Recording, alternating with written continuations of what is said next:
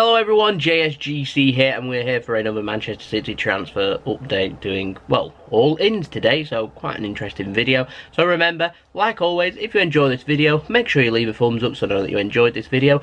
Don't forget, if you're enjoying the content and you want to stay in the loop with all things Manchester City daily transfer updates, make sure you subscribe, press the bell and put your push notifications on.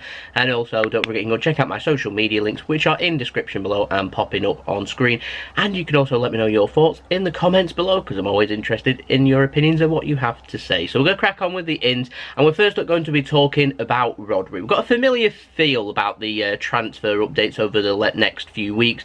You feel like it's going to be a lot of Rodri, Cancelo, Maguire, etc, etc, etc. So that's where we're heading at this moment in time. Now, Rodri, of course, we're expecting him to join Manchester City, but apparently, according to the Mirror, that won't be this week, as City won't be releasing his clause until after July the 1st. Not too sure why that's the case, but apparently there's something in it that the releasing his clause can't be met until after July 1st, because the contract's rolling until June 30th, so it'll go into like the next year on July 1st. So Manchester City's going to have to wait until after July 1st to be able to do that. Rodri's still on holiday, still not got no word on when he is back from holiday. I imagine that it's probably going to come at some point this week, because, well, Atletico aren't going to want Rodri going with pre-season with them when they know that he's not going to be here and they've already signed a replacement. So this will have to be sorted out, and I'm hoping it'll get sorted out some point this week, ready for everything to be agreed, that he'll return back from his holiday. So obviously going into the first week of July, the release clause will be met, and Manchester City will then be able to sign Rodri. So this might be dragging on a week longer than what maybe I thought it would, but I'm hoping still this will get sorted sometime soon. Maybe. Hopefully. Who knows? Anyway, we'll move on to Harry Maguire. Now, the Mirror's been reporting that Manchester City will sign Harry Maguire this summer, and it'll be £80 million. But to me, that's fake news. That won't be the case. Reliable sources close to City, they're saying that City at this moment in time, they're looking at alternative options to Harry Maguire, because they find him too expensive. Leicester want £80 million, and so how the Mirror can come and say City will pay £80 million when we know for a fact that they won't, they're put off by his price tag. I don't know how they've drawn up that conclusion. So to me, it's just false, fake reporting, which is extremely frustrating, because there's just literally no need for it. It's not even clickbait, is it, really, from the articles? It's just downright lying. But anyway, City, they're not going to go to Leicester's asking price. We believe Manchester United might get a little bit closer than what City might to his asking price, but there is some information coming in from the City end, which is they're hoping that Maguire will do what Riyad Mahrez did, but I'll explain that in a moment. But what City are hoping for here is they want Harry Maguire. We know that he wants to join Manchester City, work with Pep, win trophies and Premier Leagues and things like that. And so he does want to sign for Manchester City, which is good, which means if we can agree a fee with Leicester, this transfer will be wrapped up rather quickly. He does want to join Man City, he'd prefer us over Manchester United, which is what we all like to hear. The problem we've got is that fee. And so I was mentioning that he needs to kind of force the move, and by that, he needs to do what Riyad Mahrez did. Now, if you remember back to January of last season when we signed Riyad Mahrez, we signed him in the summer, but if you remember to the January of 2017-18 season, when we was interested in signing Sanchez, and then we went in for Riyad Mahrez, and he tried to force through the move. The fee was just too expensive and the deal couldn't be done, but we managed to negotiate quickly with Leicester to agree a deal, and we managed to get something similar worked out last summer, if you remember, after the Jorginho deal failed, and we just moved on and went and got Mahrez like we wanted to back in January, and we managed to get the price down. And what happened there was Riyad Mahrez didn't go on strike as much, or, well, I think he might have done in the January, but in the summer he didn't anyway. But what he wanted was to join Manchester City, and he made it clear to Leicester he wanted to leave and join for Manchester City and nobody else.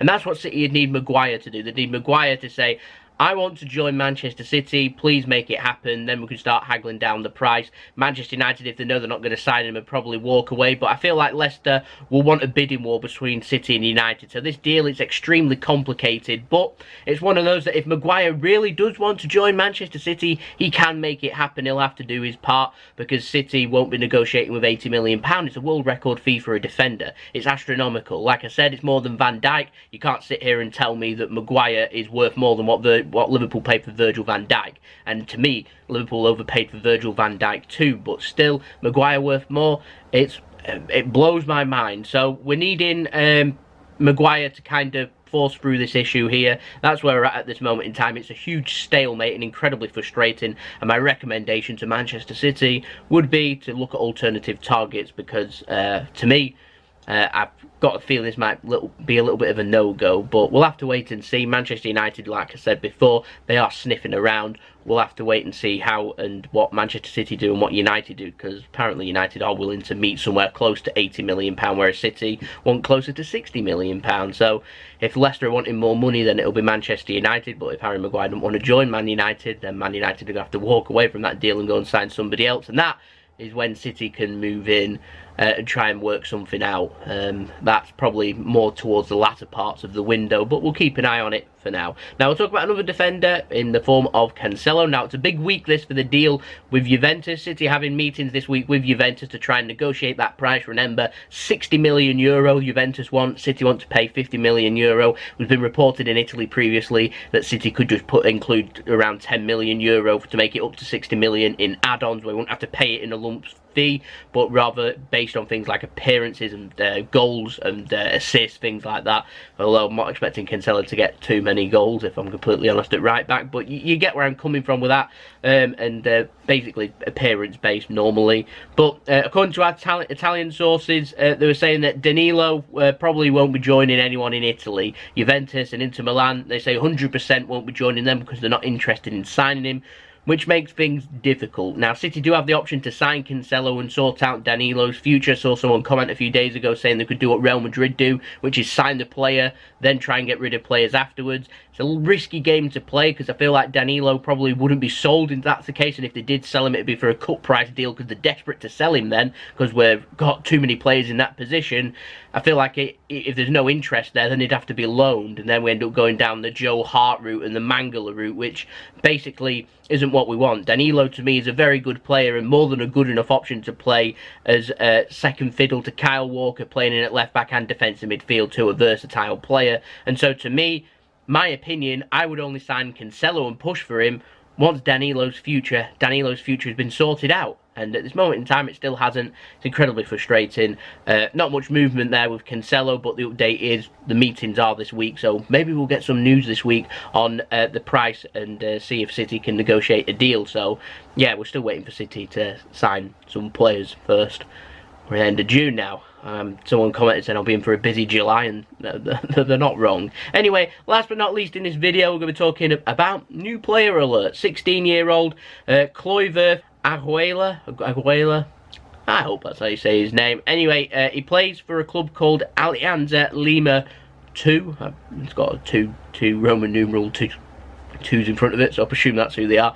I have no idea who they are. I've never heard of them in my life. But anyway, sources in Peru from Lima, so that's the capital, they were saying that City have not only gone in for this player, but they've signed him, according to two different sources coming in from Peru, saying they've signed a 16-year-old. He's going to be a right back, and the fee's believed to be $2 million US. So looking at roughly around £1.5 million there or thereabouts.